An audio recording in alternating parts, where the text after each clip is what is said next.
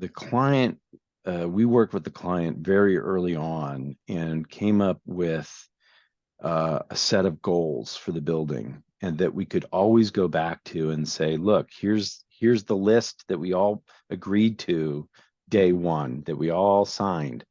And we said, this is what it's going to be. And I jokingly, I don't remember the entire list, but number one was acoustics.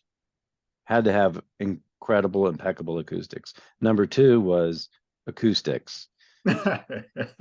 Three was acoustics. Four, the owner wanted what they called a 300-year-old building. They wanted a building that would last 300 years. But the point of that was to make it look like a building that had been there and established and would be there for a long time.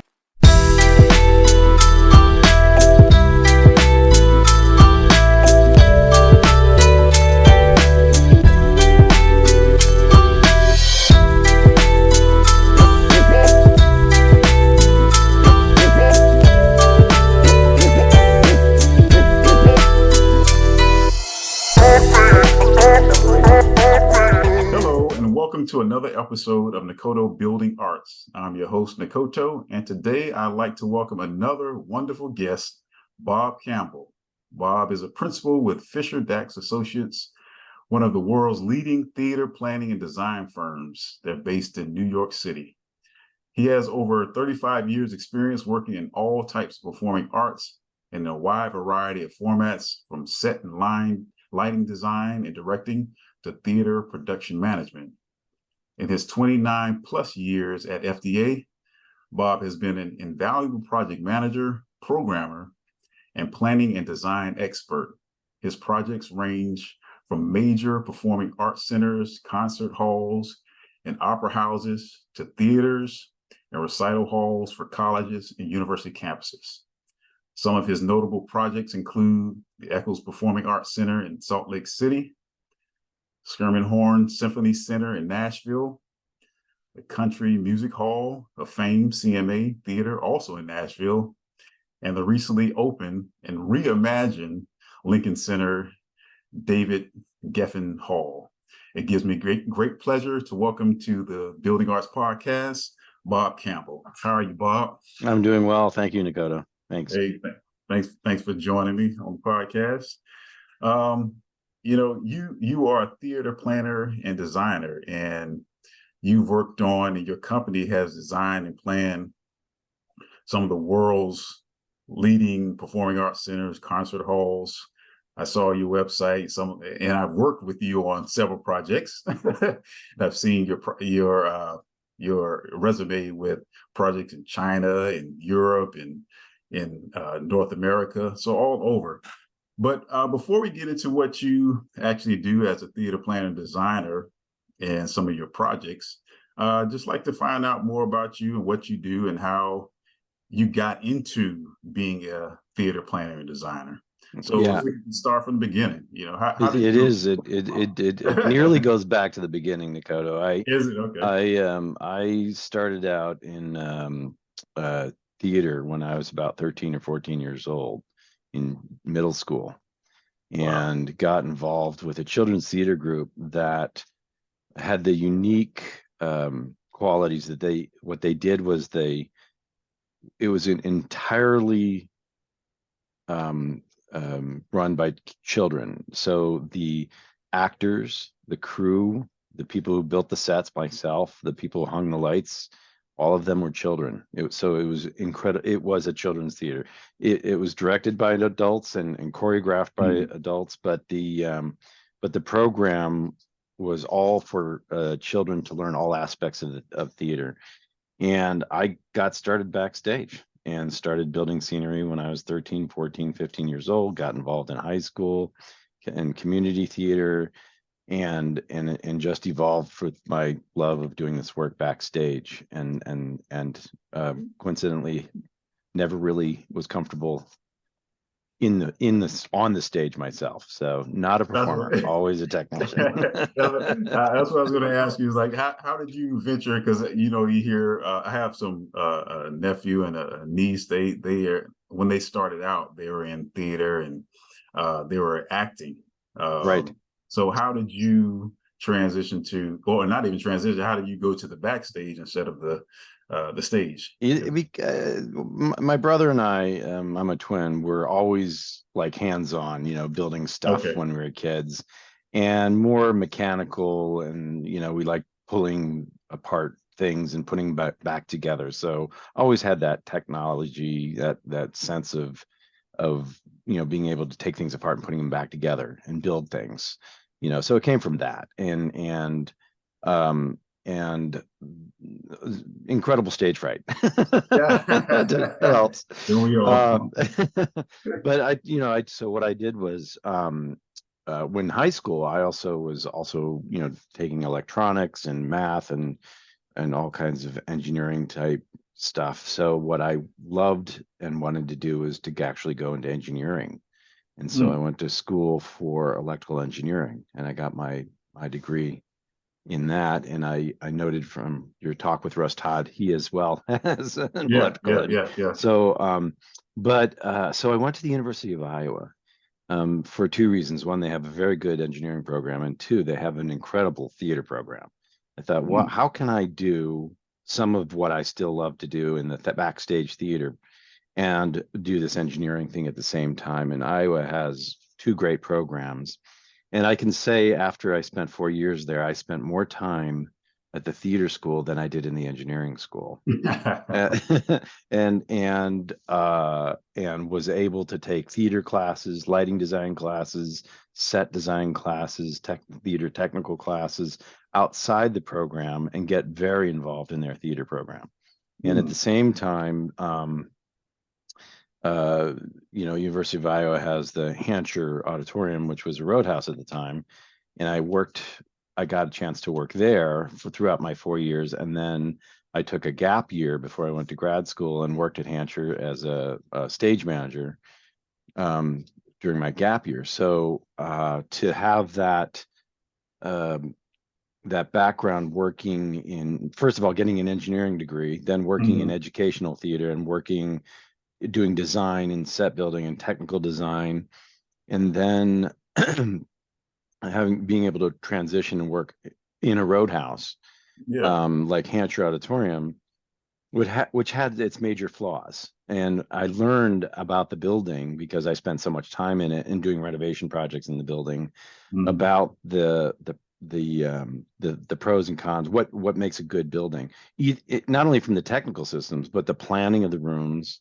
Mhm. adjacencies of rooms, and everything from the planning of the loading dock. My favorite story at Hansher was that the original building, the soffit over the loading dock projected out farther than the loading dock. So every truck that pulled up had to put in a 10-foot ramp to get from the truck to the Oh, dock. wow. So I knew that. So every project I've worked on for the past Yeah. 30 years, I always check to make sure there's clearance at the loading Some dock. experience. Wow. But Yeah. Yeah. in my last year of engineering school, when I thought, well, I'm on the fence, and I'm moving Mm. more to the theater side of it. And I talked to, the technical director at the University of Iowa theater program, and said, this is, I just want to stay in it. I just, because I love doing the theater. I wonder, is there something that can do both? And he says, you need to go to Yale Mm. School of Drama, which has a graduate degree program in theater planning and design. And I didn't even know about the program, but there are other schools like Carnegie Mellon and Penn State that also have programs like this. But Yale was really like the place that you can go learn it, and also go to the Yale School of Drama at the same time. So he was a graduate of the program, so that's how he told me about it. And so I just made the call that day, and I said, what do I do? How do I get there? And went through the Mm. full application process and got accepted. Took the gap year between Iowa and Yale, and went in and got my degree at Yale, in 1990. Do they make you at Yale get on the stage, or can you stay back? No, that's the best part about it, right? That wasn't one of the courses that you had No. to. So and Yale, the graduate programs are very specific. When you go Okay. to get your, MFA, if you go into directing, you're selected from, a number of directors. You go into directing, you just direct. You go into Okay. playwriting, you just playwright. You go into acting, you just act. It's not like an undergrad. It's a very much of a conservatory program where you go to do the practice that you do. And in the program that I was in, which is under the theater design and production program, specifically to the engineering and design and theater consulting, which is what they were teaching. I was also able to take lighting design courses and sound design courses, and then and also took outside courses in acoustics and Okay. MEP at the architectural school, because I knew that I had a focus that wasn't just in the technical Mhm. design theater, but also in the building planning. So Mhm. part of the courses at Yale allow us to take classes outside of the drama school within like the architecture school or art school to help learn more about the process of building design and building systems. So it Okay. really gave me, with my engineering degree and my graduate degree, gave me a very well-rounded uh, um, education in building planning. So from Iowa to Yale, but before University of Iowa, are you from Iowa area, or No, how I'm did you? actually from outside Chicago, Wilmette, Illinois. Okay, okay, So, okay, and that's where I did my community theater, okay. That's what. Okay. It went to Iowa. children's theater, and then So yeah. so so you are a theater planner slash designer. For those that don't understand what that is, how would you describe what is a theater planner and designer? So What? Mhm. one of the ways I've described it before is back in the 20s and 30s, there were architects that could be hired that were very good at designing theaters, like Rapp and Rapp and others. That's what they did. You hired a theater architect to design a theater because that's what they do. That was their expertise. Mhm. And then over the course of the decades, and as they got into the 60s and 70s, the that level of expertise started to fade. And then at the same time, the theater technicians rose and acousticians started to become involved in theater design. So our specialty is to actually work with an architect. It's twofold. One is the actual design of the theaters. And now architects don't have to be specifically trained or specialized in designing theaters. Now they hire firms like ours to actually design the theaters themselves. And it's not just the scope of the theater or the venue itself, it's the entire building. So we're Mhm. brought on early enough that we would help develop a program for the theater, the building space program, as you know, as we've worked with in Mhm. our costing exercises, Right. that our expertise starts with identifying what needs are for a facility of this size. For example, a concert hall, there's the auditorium, whether it's a 700 seat or a 2,000 seat room, the size of the stage, the amount of storage that's required for instruments, pianos, harps, and the ancillary rooms for dressing, Mhm. for choral holding areas, for large chorus, um, and then technical rooms, of course, control booths, dimmer rooms, as well as right sizing the public lobby spaces and the number of bathrooms acquainted with that, and the concessions and all that. So we build this space program that could then be 100,000, 200,000 square feet of building that then we take and work with the architect to actually develop the spaces for each of the different program elements. And of course, the major program elements are the room itself, the public Right. spaces, and then the room itself. And we work like like the project behind me, Geffen Hall, which was a renovation, but we work hand in hand with the acoustical consultant and the architect to develop the room plans. And our sensibility is about making a room that works well for whatever the type of performance is. So, for example, if it's dance, it's very important to make sure that we're seeing the stage floor and that every seat in the house can see ballet shoes and Mhm. toe work. Right. If it's a concert hall, acoustics will tend to lead the discussion. So the width of the room, the height of the room, the volume of the room, the location of the seats are determined more by acoustics, but we would help plan where those seats are and that there are excellent sight lines and views from all of those seats. We're also planning on where accessibility seats are, for handicap, for disabled, access to the room, easy to get a room into the room and easy to get out of the room, the number of exits and the number of entrances required, and the price breaks and the price points in the room, which all have to do with the quality of the seat and the location of it, and that will be different, whether it's an acoustic performance or a dance performance or an opera performance, whether people want to sit in the middle of the room or at the back of the room or at the side of the room, in the galleries or in the balconies. So everything about the type of event and the experience that the patron is going to take is what we take into account when we're designing the room. And then we form the room, which is we make like behind me, we lay out the seating, the balconies, and we work then with the architect to help them establish like the room character. And that could be defined by whatever materials that the acoustician might require. It could be about the character of the nature of the producer or the company that may be moving in there. Like, for example, the Schermerhon Center is a neoclassical design, which is very different than the design you're looking at both behind me, but they're both basically rectangular shoebox concert halls of about the same seat count. So that character is brought out by the architect. So we help define the parameters of the room, and then we're able to hand that over to the architect to let them do what they do. Awesome. Yeah. So FDA. So as you know, that stands for Fisher Dachs. So that's Jules Fisher and That's Joshua Dachs. So, and they are like the legends in this game. So how was it like? How did you join Fisher Dachs? You've been with them for what, 30 plus years well, now? I actually, right after I came out of my graduate degree program, I took a few months off, and then I went around the country looking for, where I might want to land. And New York was obvious to me. So I had talked to Josh and Jules back in 1990. And at the time, these things called computers and their ability to do what they do were just becoming a thing. And we were at the time working on halls where we wanted to start doing 3D renderings and 3D sightline analysis of rooms, and that had not been done yet.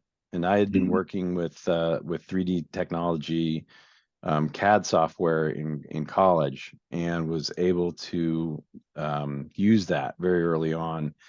But Josh had an opening, so I took it in 1990 and started working with him right away. My first large project with them was the New Jersey Performing Arts Center, which was the first project that we were able to build in a CAD format and actually go through many seats within the room, the virtual room, and see what the sightlines and how they would work, which helped us immensely to not guess. It took the guesswork out of the design of the room, and able to analyze the sightlines and the viewing angles from every point in the house and make sure that they were working before committing the entire project to construction documents.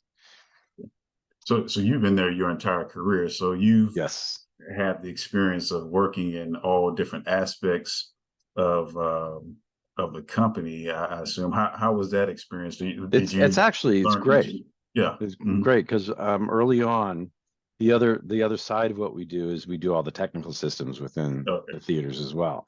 So when I started, I brought my engineering expertise and my technical theater expertise, and I was helping with the systems design for both lighting systems and rigging systems as a young designer back in the 90s. So I was doing a little bit of both. I was helping with room design, but I was also helping the lighting and rigging designers facilitate what they needed to do. So I was able to capture all of that, and for many, many years was working on that. And then our company grew as our portfolio started to grow. And now we have, which is not typical to many theater consultants. We have 3 departments or maybe 4 if you think of project management, but we have over half of our staff are architects and planners. Oh, So we have a planning department that really works on room design, stage design, back of house design, front of house design, and layout. So we're working closely hand in hand with the architects on all of that, and having people in our office with that level of experience has been a great benefit to all the architects that we work with. The other departments are our lighting department and our rigging department, or technical design departments, that bring all of that level of technical expertise to the project. So that we do all the room planning during the early phases of design, and once that's all settled, then we start to integrate the technical systems into the stage house and into the auditorium. And that ranges from the concert lighting systems, stage lighting systems, stage lift systems, overstage rigging systems, all of that technical expertise is, and we take that all the way through what we call construction documents that go out to bid for the manufacturers, the theater system manufacturers to bid on. And then we take all of that through the construction phase. So what we do is, and what I do now as a project manager and a principal, is I will take the project from inception for that early programming phase that we talked about, and all the way through what I like to call is the ribbon cutting ceremony, where you're actually opening the building and doing the commissioning. And then as we've created this culture that our project management structure is that the project manager who starts the project takes the project all the way through. So all the decisions that have been made early on in the project are consistent and followed, and the goals and the missions of the owners and the clients also carry all the way through. So when you're standing in the field in your 6th month of construction and you're wondering, why is that wall there and not over there?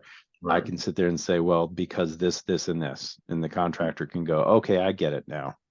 And then they can move on. So it's a great ability to have it that structured that way. So as a project manager, I have projects that are ranging from a schematic design. We're actually in the middle of designing rooms and laying out the buildings, all the way through construction projects that are currently under construction, like the Omaha Steel House that just opened. They're now starting a new space, the Creative Arts and Education Center, which is the second phase of that project, which is is breaking ground in the next month, actually. Awesome.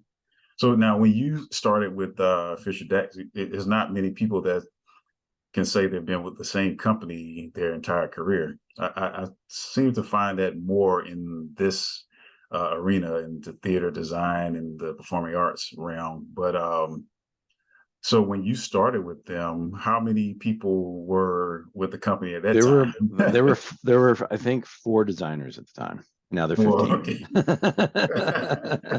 So a lot has changed. So we're more than triple the size. Yes, absolutely. Yeah. Absolutely. Yeah. Awesome. Yeah. And so Jules Fisher, I saw on the bio, he's designed the Tony Awards, the lighting for that. He's won, I think, 8 or 9 Tony Awards, which is, I think, the most as any Broadway lighting designer. But his latest work, he's also produced on Broadway. He's also done a lot of lighting for film, and the early on, as they grew the company before I was there, it started with people, friends of him, are like, well, wow, you're an incredible lighting designer. Tell me how I need to light my theater. Tell me what kind of systems do I need to get in my theater to make this work. And out of that, in the 60s and the 70s, grew the practice of the theater consulting, because again, originally theater consulting started out as the people who design and specify the systems. Now it's evolved into a full planning service. Right. Yeah. So as you were explaining with the architect, so that whole dynamic of having the architect, the acoustician, all the different consultants on the team, how do you manage that relationship with the architect? If are there ever any conflicts between you and the architect? Gee, never, Dakota. That never happens. And who wins? I tell you, one of the best ways to overcome it is, and I think Nashville was a great example of this. We worked with acoustics and David Schwartz Architects, and Earl Swenson was the contract document architect. The client, we worked with the client very early on and came up with a set of goals for the building, and that we could always go back to and say, look, here's the list that we all agreed to day one, that we all signed. And we said, this is what it's going to be. And I jokingly, I don't remember the entire list, but number one was acoustics. Had to have incredible, impeccable acoustics. Number two was acoustics. Three was acoustics. Four, the owner wanted what they called a 300-year-old building. They wanted a building that would last 300 years. But the point of that was to make it look like a building that had been there and established and will be there for a long time. Of course, systems will be needed replaced and all that, but the level of finish that the owner expected for the building was a high level of finish. And then, so a lot of it is stone and granite and solid brass and solid nickel. It's a beautiful building. But whenever we get into the nitty gritty and during design, when we fall back to, well, is it about this or is it about this? We can go back to that set of goals that everybody agreed to and say, we got to go with this. We got to do it this way because this is what we agreed to in the beginning. And when we've done things like that, everybody goes back and say, yeah, I get it. I understand it. The architect, the acoustician, and ourselves can go back to founding principles, I'll say, for that particular project and say, that's what has to be, that's what governs the decision. And the decisions could be quite small, but they go back to the founding principles and goals of what the owner is looking for. And if we've all agreed to those, then it's easier to be able to say, yep, it makes sense to do it that way.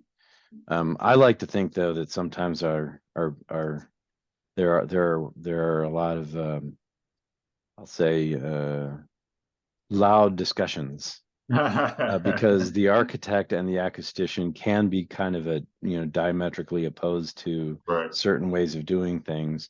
And if it's a concert hall, the acoustician, will have priority. If it's not necessarily specifically something for music, there may be other reasons to go different directions. I like to think sometimes that we help bring that together in a way that makes a good room plan. And that's, I think, what makes a successful project is that we all agree to something that is not a compromise, but increases the opportunities and the elements of a room that makes it special. Yeah. So, question for you, put on the education hat. Do you teach sometimes? Do you also teach? Not recently. Okay. I just haven't had the time. Yeah. Okay. All right. But there was a question I was thinking, a programming question, because you do program as well. Is there like a rule of thumb that, like a back of the napkin, if someone says, "Oh, I want to build a 800 seat concert hall," and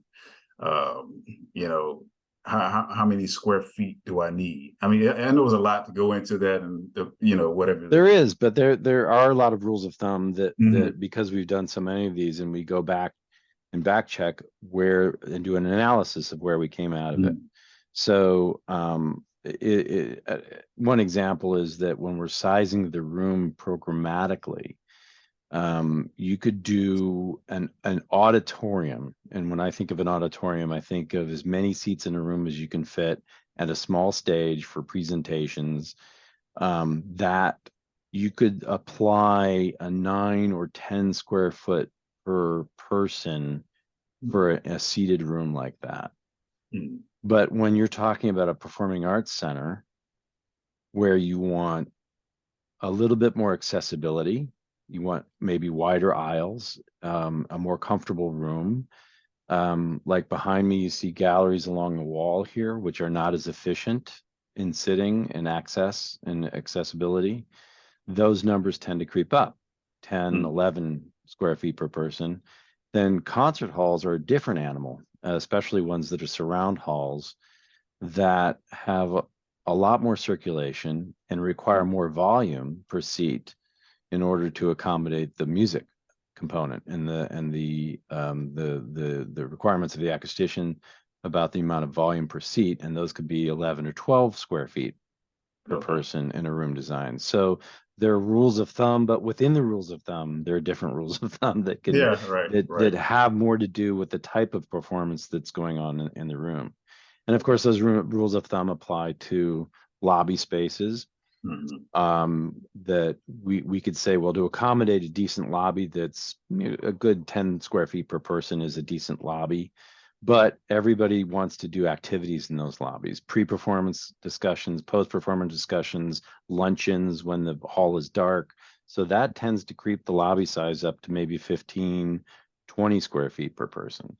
So for a 2,000 seat, concert hall, if you can apply that just to a lobby size, that lobby can accommodate so many people with circulation and just milling around space. And then, of course, we had after that to the number of restrooms, the amount of concessions, the amount of amenities for public spaces. So it has a lot to do with program driven. We're working on a project now where they want to do 500 seated patron dinners in their lobby, which size is the lobby. It's larger than they need for the performance, Okay. but it right sizes it for the type of event of things that they want to do in their public space. Mhm. Yeah. I asked the question because sometimes I come across RFPs and you'll see how many seats they want, and it'll be like 20,000 square feet. I'm like, I don't think Mm-mm. you can. That's not going to work. I, I'm not a I, theater I, planner, but I know that's not going to that's work. not going to work, right? So yeah, just looking at that. So want to pick your brain on that. Now you've worked on many projects. Do you have any favorite your favorite projects that are I, I'm successful in your I'm eyes? I'm split on that. I Mhm. actually do a lot of concert hall work. Okay. So I'm extremely happy to have worked everything. This is the latest one behind me. Yeah. I did very early on back in the mid 90s, I did the renovation of Orchestra Hall in Chicago, which Hmm. was one of the first halls that, large concert halls that I did renovation work for. So I've done a lot of those, and they're quite incredible to work on because of the amount of it's very precise, working with the acoustician on concert halls and with the architects on concert halls. Everything is very particular. The size of everything has, the size of the distance Hmm. between balconies, the distance between seats, the nature of the walls, the ability to change the acoustics with variable acoustics and those systems. It's very, very intricate, and and that kind of stuff is fun for me to work on. But I also enjoy working on university projects. Hmm. So being able to, and I guess it's because it goes back to having done a lot of it in undergrad and in grad school, Hmm. is is building facilities for students who are starting to learn and learn more about their craft, whether they're Hmm. playing the violin, whether they're painting or designing scenery or hanging lights, to create spaces for them to help them learn that Hmm. is really terrific. And one of my favorite projects actually was that after the major flood in Iowa City, the University of Iowa School of Music had to be demolished because it got destroyed, and Hampshire Auditorium. Hmm. So I got to work on the new Voxman School of Music.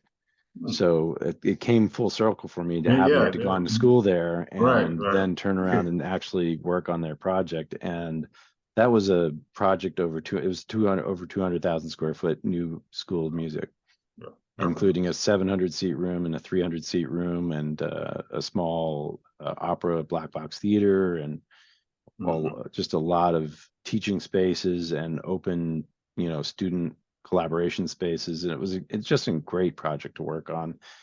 And And once it's done, the students are in there and working in there. Mhm. And it's just thrilling to do that, be able to do the university work. I guess that was a good selling point. It was like, I went here, so Yeah, again, exactly. so yeah. So David Geffen Hall, you mentioned that behind you there. That just recently opened last year, so like a $500 million renovation expansion. I remember at one point, because I didn't particularly work on this one, but I remember maybe 15 years ago. It's been a while now, but they had different designs of it. It was a vineyard design at one point, and it was a lot There going was on a with lot that. of So, evolution yeah, a with lot of this evolution to project. this. I started working on the hall with studies that were done in the late 90s about Oh, potential renovations. We worked on the added acoustic reflectors and overhead reflectors on the stage in the mid 90s to help the musicians on stage hear themselves better. And mhm, that was an extensive amount of work, but not a overhaul like what we're looking at behind us.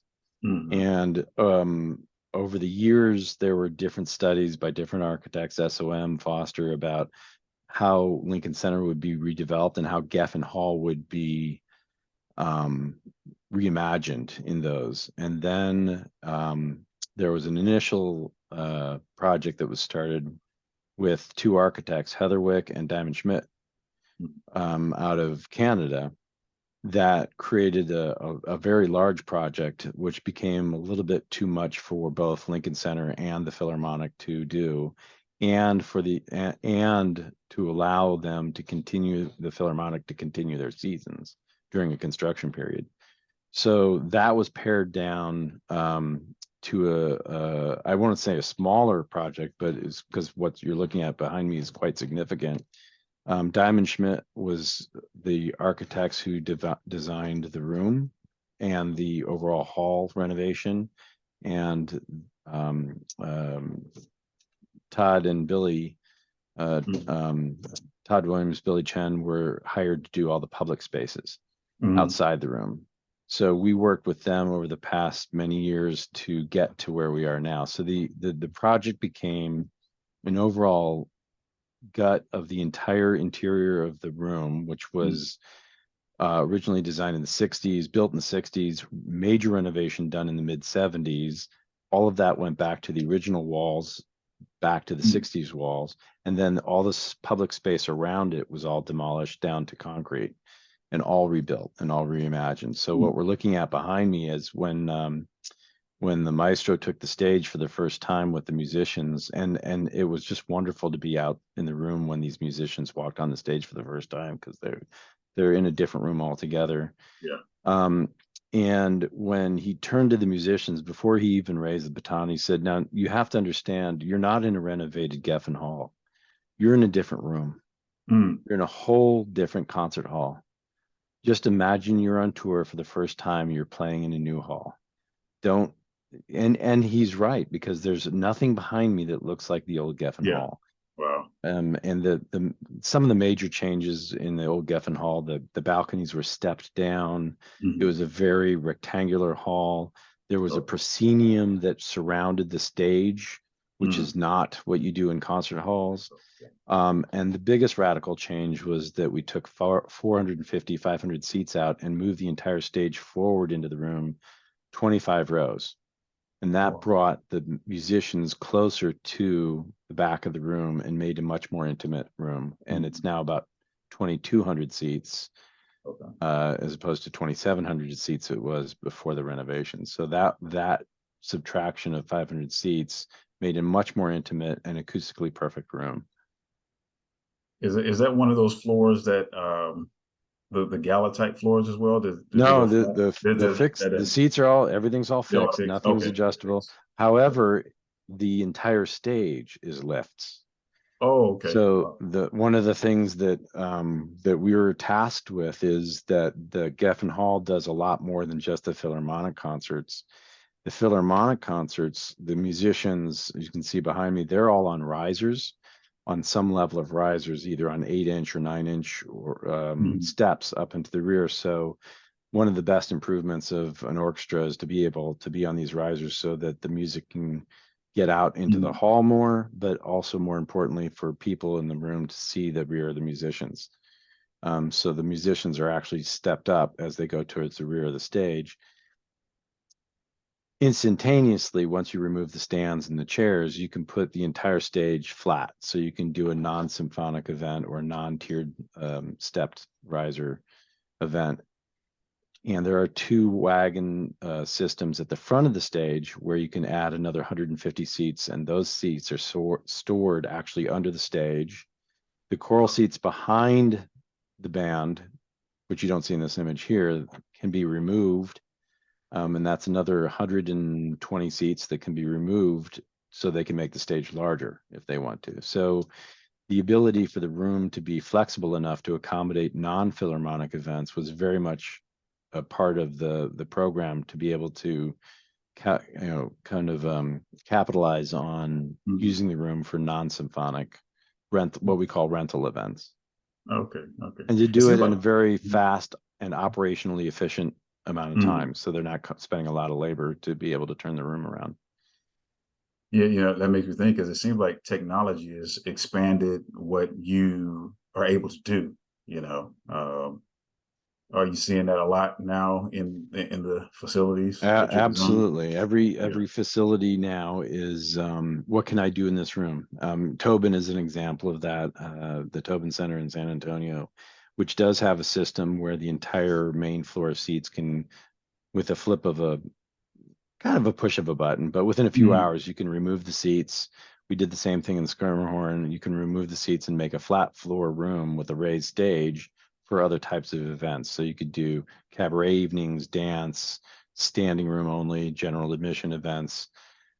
So the ability to technologically change the room from one types of format to another in a very quick move is becoming more of what people are looking for because they need to do more with this room. You've built this entire facility with public access, with with all these front of house amenities. What else can I do inside the room Mhm. to help reconfigure the room and do different types of non-traditional, I would say, theatrical events? And that's the Yeah. trend. That's the way we've been moving. Mhm. Last couple questions here. As far as the next generation of people, you got your start through your path. How do you see that happening now? Are people coming up behind you and you're training the next generation to get into this field, or It's hard to get people who have come up the way I've come up. yeah, There are many, but a lot of our expertise comes from people who have been working in the field. okay, So, for example, our rigging systems folks and our lighting systems folks have been out in working as designers and technicians and systems designers, and that level of expertise, bringing them into the fold means that they're all up to you know hmm to knowledge on all the state of art technology, that they've actually been working with it. And from our planning point of view, we've got an incredible set of architects who've worked and love working on theater projects. And I think that one of the one of the neat things after I'm finished with a theater project is it's an inevitable that one of the architects that from the firms we might be working with, they always come up to me and say, gee, this is incredible. I can't wait to do my next theater. And yeah, I can only turn around and say, well, that's easy for me to say. I'm working on another one right now. exactly, And exactly, they're just incredible. I yeah, mean, yeah, you know the form, right? You right, work with museums as well.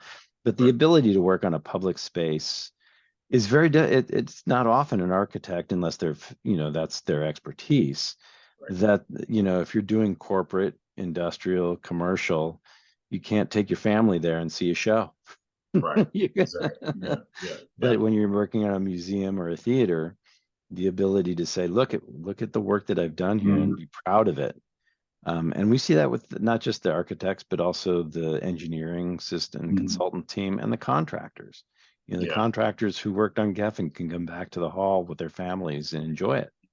yeah, And that's one of the things that makes it so special for me, is that it's something I can come back to and look at and point to and say, I helped create this place for an event that we can all participate in and enjoy.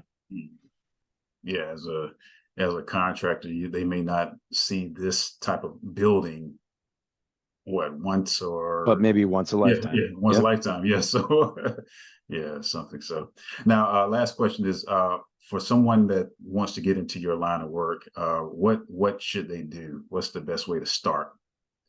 It's interesting that we have people coming up from architecture school and from technical schools and undergraduate technical theater technique, learning theater technology. With that background, in one or the other, and in fact, there's some people in our office who have very good architectural skills with also the knowledge of theater systems, and that's really what works very well in our industry, so that when you're designing a room, you can say, well, how do I make sure I accommodate the space for a lift or a curtain, or as well as accessibility for wheelchairs. So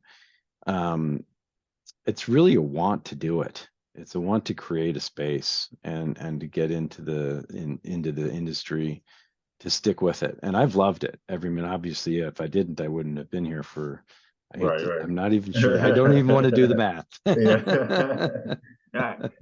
I guess it's one of the, hopefully AI won't take away the job. AI would, Right. I guess, enhance it. Right.